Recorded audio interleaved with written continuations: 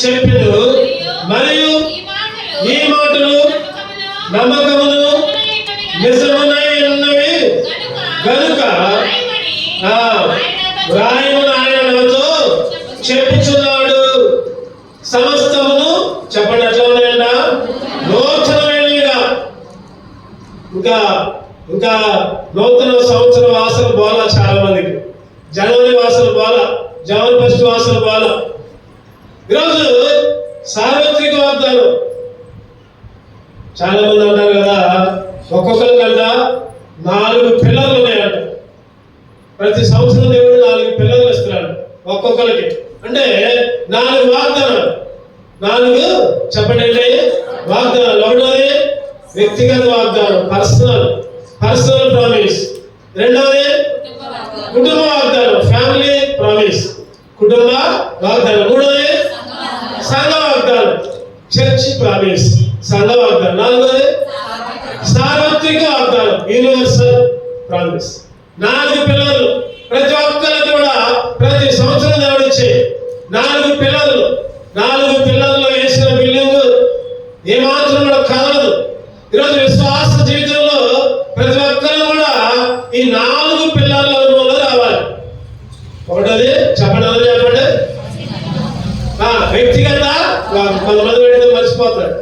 చెప్పండి మీరు మర్చిపోయి ఉంటారు, నేను అడగలే కానీ కొంతమంది మర్చిపోయి ఉంటారు. కొంతమంది వ్యక్తిగత వాగ్దానం, తర్వాత కుటుంబ వాగ్దానం, తర్వాత సంఘ వాగ్దానం, తర్వాత సార్వత్రిక సంఘ వాగ్దానం. కుటుంబ వాగ్దానం అంటే మేము తీసుకోలేదు అనొచ్చు కొంతమంది. అందరికి ఒక్కొక్కరికి ఒక్కొక్క వాగ్దానం ఇచ్చారు. కుటుంబానికి ఇచ్చారా లేదా చెప్పండి. వాళ్ళకి పెట్టుకోమని ఈ వాగ్దానాలు కాదు, కుటుంబ వాగ్దానం అని ఈ వాగ్దానాలు తీసుకున్న వాళ్ళు కూడా ఉంటారు. కానీ మనం చెప్పాలి తీసుకోమని, అందరికి గోడలు పెట్టుకోమని, ఇంట్లో పెట్టుకోమని, ప్రతి కుటుంబానికి ఒక వాగ్దానం ఇచ్చింది. ఇంకా తీసుకోండి ఆ కుటుంబ వాగ్దానాలు.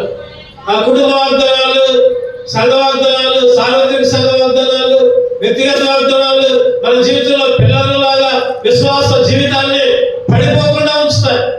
ఇక్కడ రాయబడింది కూడా ఎవరు రాయబడిందంటే, ఇదిగో సమస్తమును నూతనమైనగా చేయించున్నానని చెప్పారు. ఈ మాటలు అట్లా ఉన్నాయంట. చెప్పండి, ఈ మాటలు అట్లా ఉన్నాయి.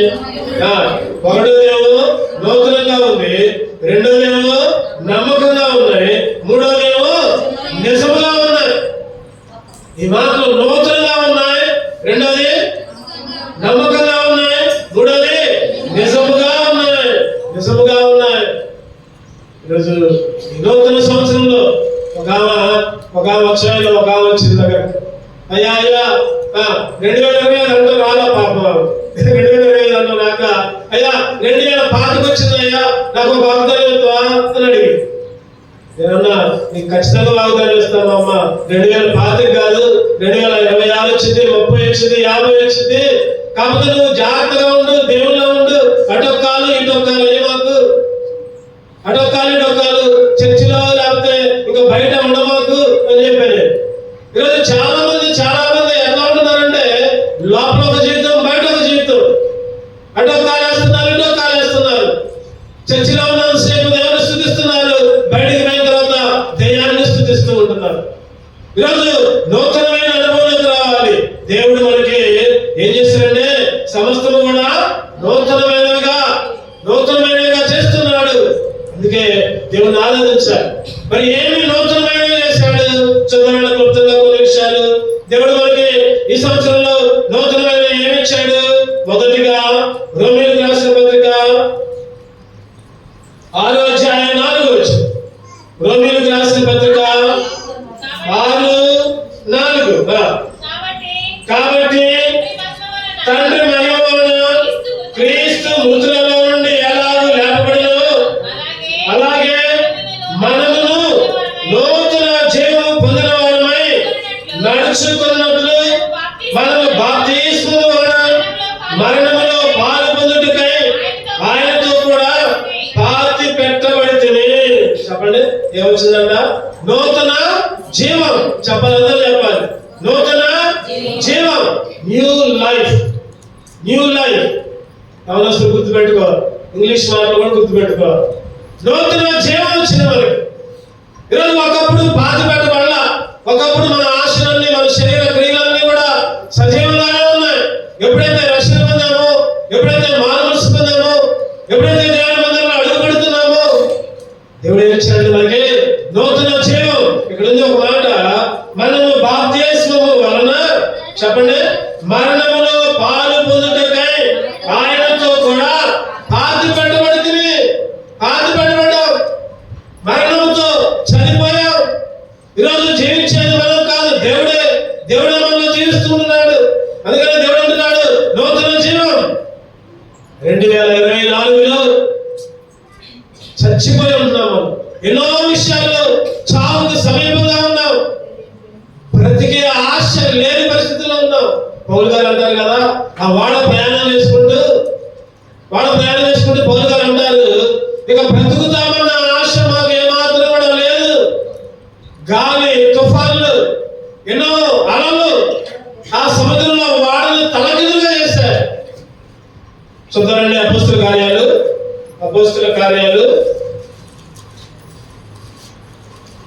27వ అధ్యాయం. అపోస్తుల కార్యాలు 27వ అధ్యాయం చూద్దామండి. 27, 21 చదువుకున్నారండి. 20, 21 కొన్ని దినములు సూర్యుడను నక్షత్రములను కనబడగా పెద్ద గాలి మా మీద కొట్టినందున ప్రాణములతో తప్పించుకుందామన్న ఆశ బొత్తిగా పోయింది. అది చెప్పండి. పౌలు గారు అంటున్నారు, ఇక బ్రతుకుతామనే ఆశ లేనే లేదు. ఆ పై వచ్చిన నుంచి 1వ వచనం నుంచి చదువుకుంటూ వస్తే గాలి తుఫాన్లు వాడని కుదిపేశాయి, భయంకరమైన అలలు.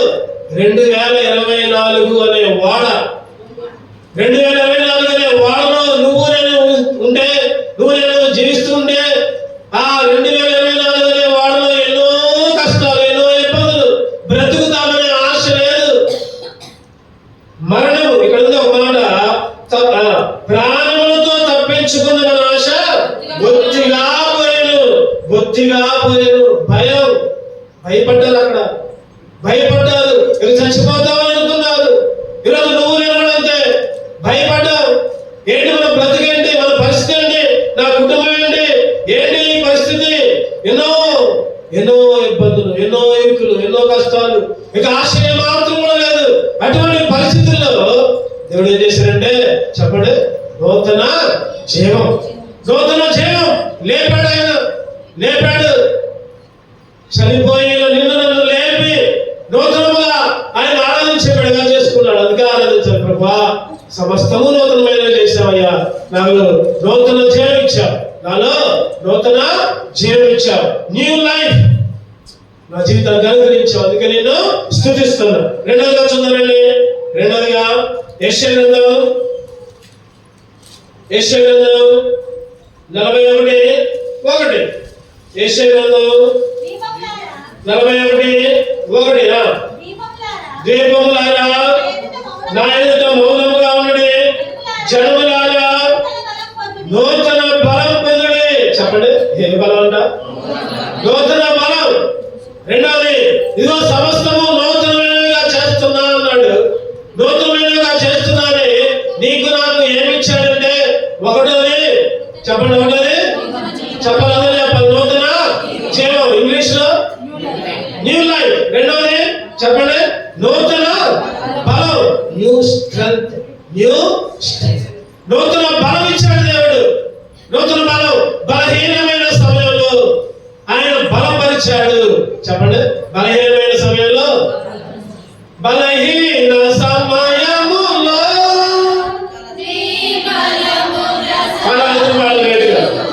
బలహీన సమయములో నీ బలము ప్రసాదించుము. నా హృదయములో ప్రవహింపచేయుమయా, నా హృదయములో ప్రవహింపచేయుమయా. శరీర క్రియలన్నీయు నన్ను నశింపచేయుమయా,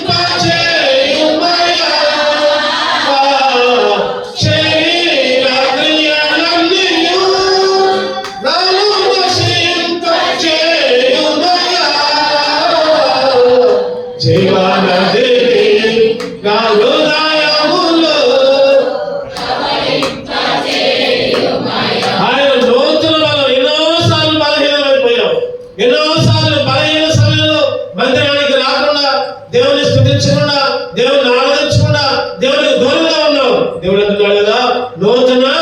బలం, నూతన బలం. నూతన బలం ఇచ్చాడు. బలాలంట 4 రకాలంట. బలాలు ఎన్ని రకాలు చెప్పండి? 4 రకాలు. ఫిజికల్ స్ట్రెంగ్త్ అంటే శారీరక బలం, శారీరక. రెండోది ఆత్మీయ బలం అంటే మెంటల్ స్ట్రెంగ్త్, మెంటల్ స్ట్రెంగ్త్. తర్వాత మూడోది ఆర్థికమైన బలం, ఆర్థికమైన అంటే ఎకనామికల్ స్ట్రెంగ్త్, ఎకనామికల్ స్ట్రెంగ్త్. నాలుగోది దేవుని ఆత్మతో బలాన్ని ఇచ్చేయడం అంటే స్పిరిచువల్ స్ట్రెంగ్త్. ఈ 4 రకాల బలాలు నీకు నాకు ఇచ్చాడు దేవుడు. నూతన బలం, నూతన బలం. నూతన బలంతో దేవుడు మనల్ని ఎప్పటికప్పుడు బలపరుస్తూ ఉంటున్నాడు. ఏ రోజుకి ఆ రోజే. నిన్నటి బలం లేదు ఈ రోజు మళ్ళీ కొత్త బలం వచ్చింది దేవుని స్తుతించడానికి. చైనాలో క్రైస్తవులను బాగా హింసించేవాళ్ళు. ఒకసారి ఒక సైన్యం క్రైస్తవులను గుంపుని ప్రార్థన చేసుకుంటే తీసుకొని వెళ్ళిపోయి చెరసాల దగ్గర తీసుకొని పోయి వాళ్ళని బందీలో చెరసాల్లో ఉంచిందంట. ఆ చెరసాల నాయకుడు ఉన్నాడు. ఒక సైనిక అధికారులు పిలిచి, అరే వీళ్ళందరినీ పిచ్చి కొట్టుడు కొట్టురా, లోపల ఉన్న వాళ్ళందరినీ పిచ్చి కొట్టుడు కొట్టురా అని ఒక చంద్రాకాలు ఇచ్చాడు కొట్టమని. ఈ నాయకుడు చెరసాల ఆ సైన్యాధిపతి లోపల పోయిండు. 3-4 ఉన్నారు లోపల. ఒకటే కొట్టుడు బాగా కొట్టి అలసిపోయాడు. అలసిపోయి వచ్చి నా చేతులు నొప్పుడుతున్నాయి అన్నాడు. ఆ లోపల ఉన్న వాళ్ళు అన్నారు కదా, రండి కొట్టండి, మమ్మల్ని కొట్టండి, ఇంకెవరైనా ఉంటే పంపేయండి, పంపేయండి అంటున్నారు వాళ్ళు. వీళ్ళకి అర్థం కావట్లా.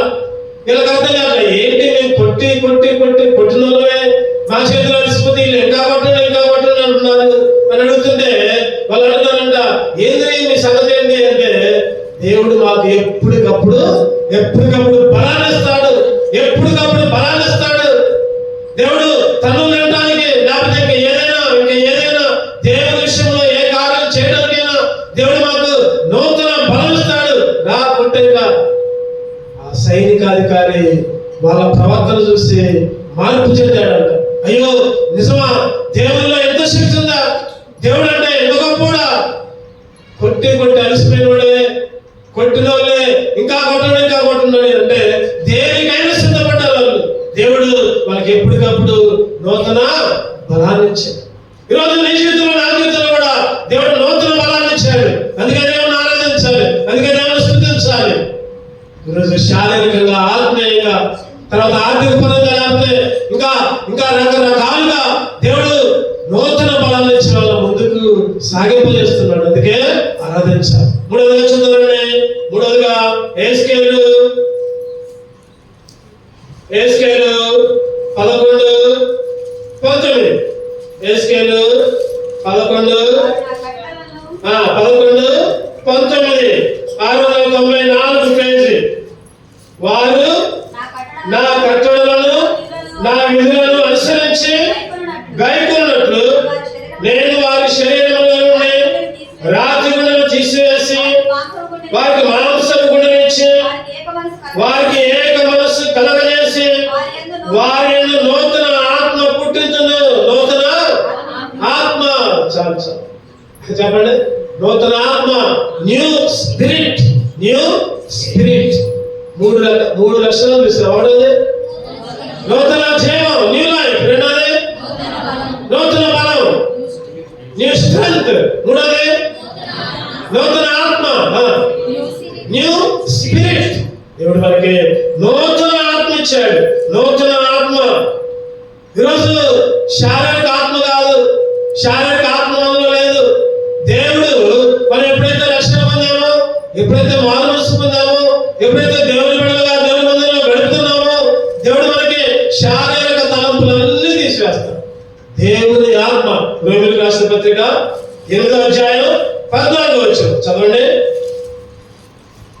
రోమీయులకు రాసిన పత్రిక 8:14. దేవుని ఆత్మ చేత ఎందరు నడిపింపబడుదురు వారందరూ దేవుని కుమారులు.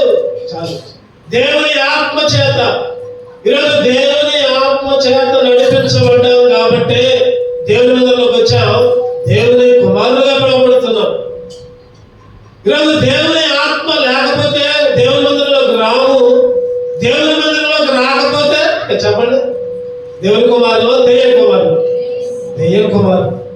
దేవుని మందిరంలో రాకపోతే సైతాను బిడ్డలు, సైతాను కుమారులు, సైతానుకి ఇష్టం వచ్చినట్టు చేసేవాళ్ళు. ఒకప్పుడు నీ జీవితంలో నా జీవితంలో సైతాను కుమారులుగా ఉన్నాం. మనం సైతాను ఆత్మతో ఉన్నాం, సైతాను లోకంలో ఉన్నాం, సైతాను చెప్పినవన్నీ చేశాం. ఎప్పుడైతే రక్షణ, మారుమనస్సు, బాప్తిసం ఈ అనుభవాలు వచ్చాయో దేవుని కుమారులుగా నిలబడుతున్నాం. ఎందుకంటే దేవుని ఆత్మ మనల్ని నడిపిస్తున్నాడు. అదే అదే నూతన ఆత్మ. నూతన ఆత్మ, నూతన ఆత్మను దేవుడు ఇచ్చాడు. ఎప్పటికప్పుడు దేవుని స్తుతించాలి, దేవుని గణపరచాలి, దేవుని సన్నిధిలో గడపాలి, దేవుని మందిరంలో నివసించాలి. ఈ ఆలోచనలు ఎప్పుడైతే వస్తాయో దేవుడు నూతన ఆత్మ మనలో పుట్టిస్తున్నట్టు లెక్క. అందుకే దేవుని స్తుతించాలయ్యా, నూతన ఆత్మగా కనిపించావయ్యా. చూడండి, నాలుగోదిగా విలాప వాక్యాలు 3వ అధ్యాయం, విలాప వాక్యాలు 3:23, 683 పేజీ నంబర్ 3:23. అనుదినము నూతనముగా ఆయనకు వాత్సల్యత పుట్టుచున్నది. నీవు ఎంతైనా నమ్మదగినవాడు. నీవు ఎంతైనా చెప్పండి, నూతన వాత్సల్యత. 4వది ఏంటంటే నూతన వాత్సల్యత, న్యూ గ్రేస్. ఒకరిగా చెప్పాలంటే న్యూ మెర్సీ. ఆయన కృప, వాత్సల్యత అంటే ప్రేమ. ఎప్పటికప్పుడు నీ మీద నా మీద ఆయనకి ప్రేమ రెట్టింపు అవుతుంది. ఎప్పటికప్పుడు పాపము చేస్తే, తప్పు చేస్తే, అయ్యో తప్పు చేస్తే శిక్షించాల్సింది పోయి, దండించాల్సింది పోయి, లేకపోతే ఇంకేదో చేయాల్సింది పోయి, ఆయనకి అయ్యో నా బిడ్డలు పాపం చేస్తున్నారే, అయ్యో నా బిడ్డలు తప్పు చేస్తున్నారే అని నూతన వాత్సల్యత ఎప్పటికప్పుడు పడుతుంది. ఎప్పటికప్పుడు ఆయనకి మన మీద నూతన వాత్సల్యత అంటే ప్రేమ. ఎప్పటికప్పుడు. అందుకనే బైబిల్లో ఒక మాట ఉంటుంది, ఏంటంట, ఆయన కోపం పూర్తి చేయలేదు. ఆయన కోపం నిమిషం మాత్రం ఉంటుంది, ఆయన దయ ఆయుష్కాలం అంతా. ఎక్కడది మాట? కీర్తనలో 35 చదువుతుంది. కానీ ఆయన కోపం నిమిషమే. నువ్వు ఎంత వ్యతిరేకంగా ఉన్నా, నువ్వు ఎంత దేవునికి దూరంగా ఉన్నా, దేవుని లెక్క చేయకపోయినా, దేవుని ఆరాధించకపోయినా, దేవుని స్తుతించకపోయినా, దేవుని మందిరానికి రాకపోయినా, నిమిషం మాత్రమే ఆయన కోపం. ఆయన కోపం నిమిషం మాత్రమే. ఆయన దయ చెప్పండి ఆయుష్కాలం అంతా. మనకైతే రివర్స్. మనకేమో కోపం ఆయుష్కాలం అంతా ఉంటుంది, దయ ఒక నిమిషం. ఈరోజు నీ మీద నా మీద ఆయన నూతన వాత్సల్యత, నూతన ప్రేమ. ప్రభా, నా జీవితంలో ఎప్పటికప్పుడు నూతన వాత్సల్యతని అనుభవిస్తుంటున్నావయ్యా. నూతన వాత్సల్యతని అనుభవిస్తుంటున్నా, నూతన ప్రేమని. ఎప్పటికప్పుడు ఎన్నిసార్లు నీకు లోపడకపోయినా, ఎన్నిసార్లు నీకు వ్యతిరేకంగా ఉన్నా, ప్రభా నీ వాత్సల్యత మాత్రం ఏమాత్రం కూడా తగ్గట్లేదు నాయన. నూతన వాత్సల్యతతో నన్ను నడిపిస్తున్నావు. అందుకే నిన్ను స్తుతిస్తున్నా, అందుకే నిన్ను ఆరాధిస్తున్నా. చూడండి, 5వదిగా ఇర్మియా 31:22 పేజీ నెంబర్ 655. నీవు ఎన్నాళ్ళు ఇటు అటు తిరుగులాడు, విశ్వాసఘాతుకురాల, యెహోవా నీ దేశంలో నూతన కార్యము జరిగించుతున్నాడు. యెహోవా నీ దేశంలో నూతన కార్యం. యెహోవా నీ దేశంలో నూతన కార్యం. చెప్పండి, న్యూ థింగ్. 5వదిగా నూతన కార్యం. ఎక్కడ? నీ దేశంలో. రాత్రి చెప్పుకున్నాం మనం ప్రాంతంలో, నీ దేశం అంటే ఏమనుకోవాలి? చెప్పండి, నీ దేశం అంటే ఏమనుకోవాలి? ఉన్నారు వాళ్ళు. నీ దేశం అంటే నీ జీవితమే, నీ కుటుంబమే, నీ ఉద్యోగంలోనే, నీ ప్రయాణంలోనే, లేకపోతే నీ పంటల్లోనే, నీ పొలాల్లోనే, నీ చేతి పనుల్లోనే. నీ దేశం అంటే ఎక్కడో దేశం కాదు, నీకు సంబంధించిన దాంట్లో, నీ కుటుంబంలో దేవుడి సంవత్సరం నూతన కార్యం చేయడానికి సిద్ధంగా ఉన్నాడు. నీ పిల్లల, నీ ఉద్యోగాల్లో, నీ పని పాటల్లో, ప్రతి విషయంలో కూడా యెహోవా నీ దేశంలో నూతన కార్యాలు.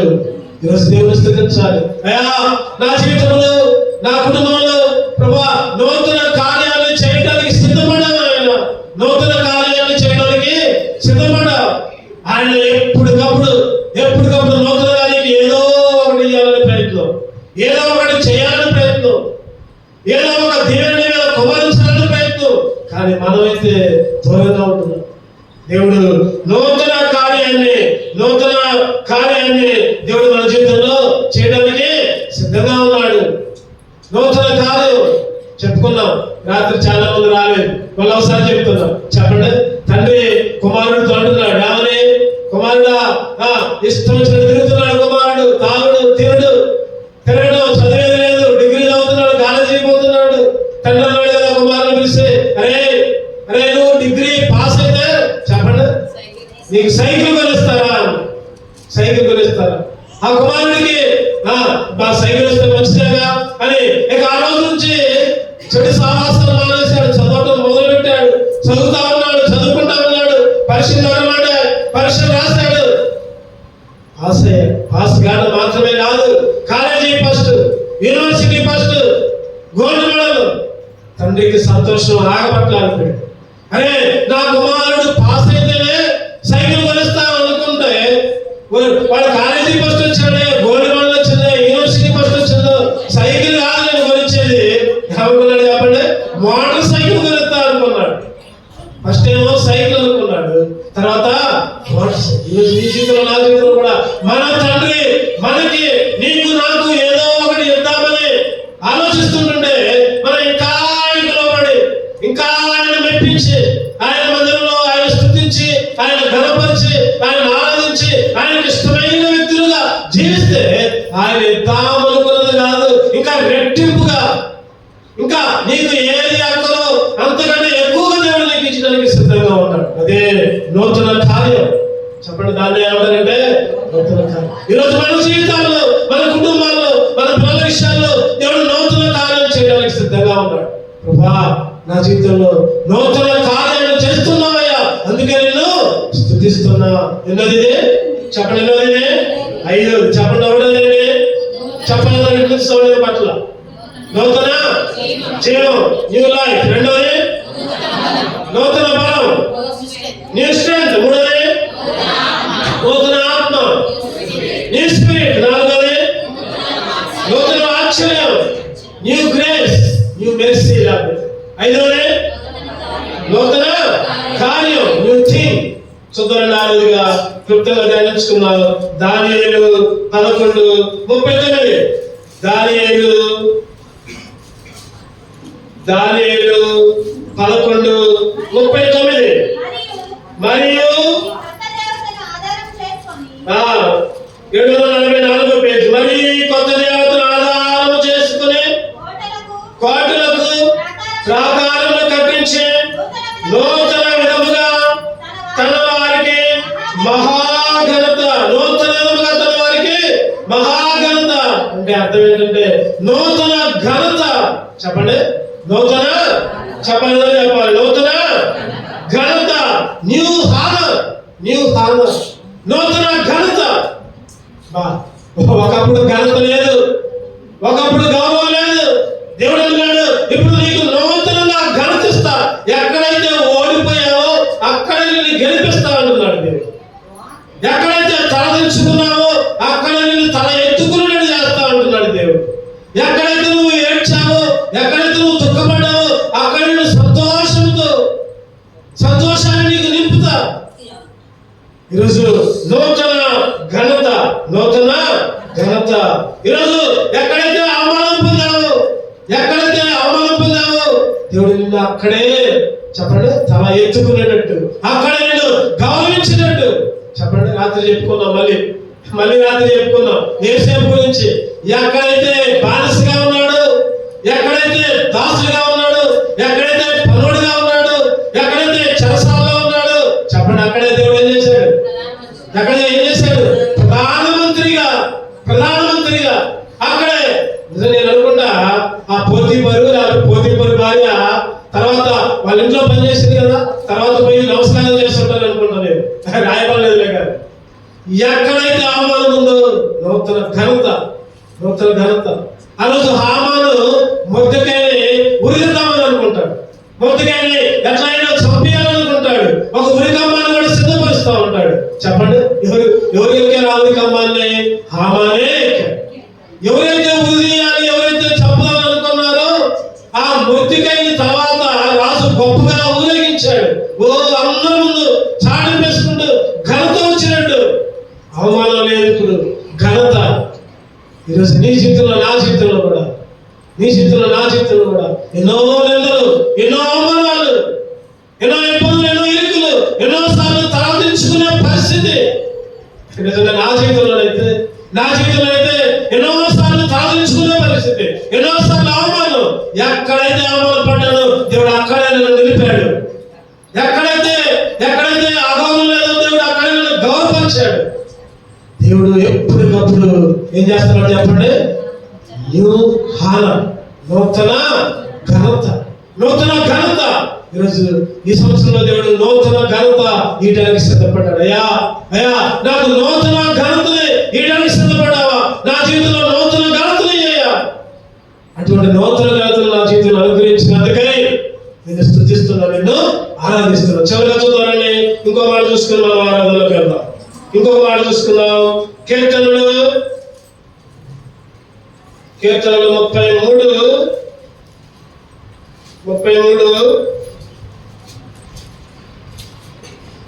2 వచ్చిన చదవండి. కీర్తన 33:2. సితారాతో యెహోవాను స్తుతించుడి, 10 తంతుల స్వరమండలముతో ఆయన కీర్తించుడి. ఆయనను గూర్చి నూతన కీర్తన, ఆయన గూర్చి నూతన కీర్తన పాడుడి. నూతన కీర్తన, న్యూ సాంగ్. ఒక మాట చెప్పాలంటే నూతన ఆరాధన. కీర్తించడం ఆరాధించడమే న్యూ వర్షిప్. ఈరోజు దేవుడు నీకు నాకు నూతన కీర్తన ఇచ్చాడు, అందుకే దేవుని స్తుతించాలి. నూతన ఆరాధన. ప్రభా, బైబిల్లో ఉన్న ఒక మాట, ఐశ్వర్యంలో సజీవులే కదా ఆయన స్తుతించే. చెప్పండి, మనం స్తుతించింది ఆయన. ఎవరు స్తుతిస్తారు? సజీవులు, రక్షణ పొందిన వాళ్ళు, ఆత్మతో నిలబడేవారు, రక్షణ పొంది రక్షణ అనుభవం లేకుండా బయట వాళ్ళు కాదు, చచ్చిపోయిన వాళ్ళు కాదు. దేవుని మందిరంలోకి రాకుండా రక్షణ పొందేవాడా, బాప్తిసం తీసుకున్నవాడా, దేవుని మందిరంలోకి రాకపోతే వాళ్ళు చచ్చిపోయినట్టు లేక. నువ్వు రక్షణ పొంది బాప్తిసం తీసుకుని దేవుని మందిరానికి దూరంగా ఉంటున్నావా? అయితే చనిపోయినట్టు లెక్క. గుర్తుపెట్టుకో, చనిపోయిన వాళ్ళు దేవుని స్తుతించరు. సజీవులే కదా, సజీవులే కదా. ఈరోజు నూతనంగా దేవుని ఆరాధించాలి, నూతనంగా దేవుని కీర్తించాలి. ప్రభా, నా జీవితంలో నూతన ఆరాధన ఇచ్చారు ఆయన. ప్రభా, నూతన కీర్తన ఇచ్చారు ఆయన. ప్రభా, అందుకే నిన్ను స్తుతిస్తున్నా, అందుకే నేను ఆరాధిస్తున్నా. ఈరోజు ఎప్పటికప్పుడు మనం క్రొత్త అనుభవాలు, పాత వాటిని మర్చిపోవాలి, పాత సంగతులన్నీ మర్చిపోవాలి. దేవుడు ఇదిగో సమస్తమును నూతనంగా చేయించున్నాను. ఇవి నమ్మకానికి గుర్తు, నిజానికి గుర్తు. నమ్మకమే, నిజమే. ఈ అబద్ధాలు కాదు, లేక అపనమ్మకం కాదు. 7 విషయాలు దేవుడు నీ జీవితంలో, నా జీవితంలో గురించాడు. అందుకే దేవుడిని ఆరాధించాలి. చెప్పండి, ఒకటది నూతన జీవం, న్యూ లైఫ్. రెండోది నూతన బలం, న్యూ స్ట్రెంగ్త్. మూడోది నూతన ఆత్మ, న్యూ స్పిరిట్. నాలుగోది నూతన వాత్సల్యత, న్యూ గ్రేస్. ఐదోది నూతన కార్యం, న్యూ థింగ్. ఆరోది నూతన ఘనత, న్యూ హానర్. ఏడోది నూతన కీర్తన, న్యూ వర్షిప్, న్యూ సాంగ్. ఇటువంటి అనుభవాలతో దేవుని ఆరాధించుకుందాం. ఆయన ఆరాధించే మనల్ని సిద్ధపరచుగా. 2 నిలబడదాం, పాడుకుందాం.